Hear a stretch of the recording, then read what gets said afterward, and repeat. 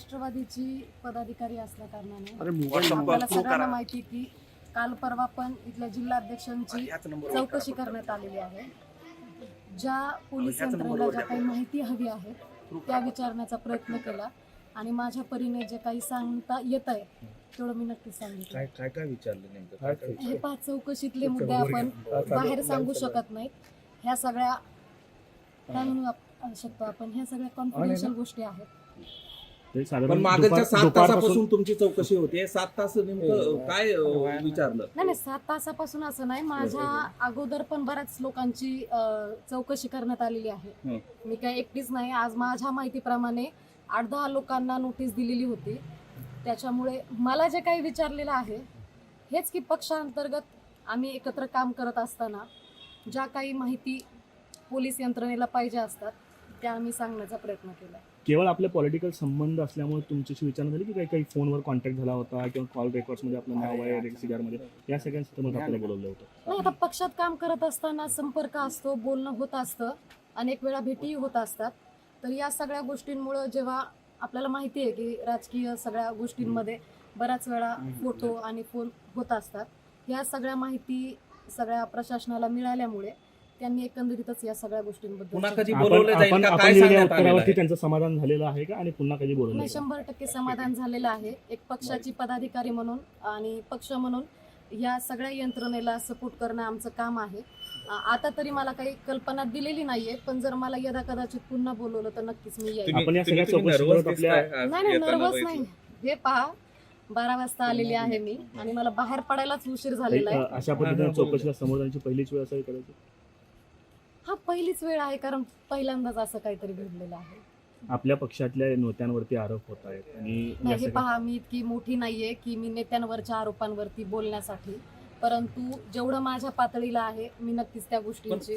तुम्हाला कशामुळे बोलवण्यात आलेलं होतं? काय मध्ये हे मी झालं? तेच सुरुवातीला सांगितलं की पक्षाची पदाधिकारी आहे, जे संबंधित व्यक्ती आहेत ते देखील सगळे पक्षाचेच आहेत. त्याच्यामुळे कुठेतरी माहिती मिळवण्यासाठी की माझ्याकडे काही एकंदरीत माहिती असेल, आणि काल परवा जिल्हाध्यक्षांना बोलवलेलं होतं. माझ्या माहितीप्रमाणे अनेक पदाधिकाऱ्यांना आज बोलवलेलं आहे. बीड पोलीस स्टेशनला जरी 7-8 लोकांना बोलवलं असेल तरी मला असं वाटतं केस पोलीस स्टेशनलाही बऱ्याचशा लोकांना बोलवलं, म्हणजे एकंदरीतच 40 लोकांना बोलवलेले, 40 लोकांच्या चौकशा केलेल्या आहेत. कुठेतरी दबाव महसूस करतात, प्रेशर आहे? नाही दबावाचं काहीच हे नाहीये. मी आले स्वतःहून. मला जेव्हा सांगितलं की आपल्याला यावं लागतंय मी आले आणि मी या सगळ्या चौकशीला सामोरे गेले. पक्षातल्या वरिष्ठांना काही सांगून आला होता, त्यांना सांगून त्यांनी चालली असं चौकशीवर कोणाशी बोलणं झालं होतं? नाही, हे बघा मी तेच सांगतेय की पक्षाची पदाधिकारी म्हणून किंवा पक्ष म्हणून ज्या कुठल्या गोष्टी आहेत त्यांना आम्ही उत्तर देणं भाग आहेत.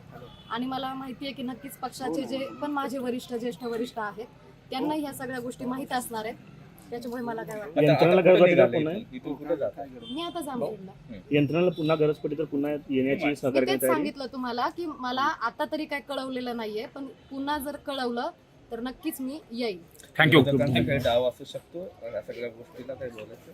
नाही विरोधकांवर काहीच नाही सध्या बोलते. मी सांगितलं की मी या प्रशासनाला जेवढं काही शक्य होईल त्यांनी सांगितलं तर माझं हजर राहणं काम आहे. विरोधकांचं इथं काही मला संबंध नाही. टूर्स अँड ट्रॅव्हल्स विश्वातील एक विश्वसनीय नाव मँगो हॉलिडेज घेऊन आले आहेत धम्माल फॉरेन टूर्स खास तुमच्यासाठी.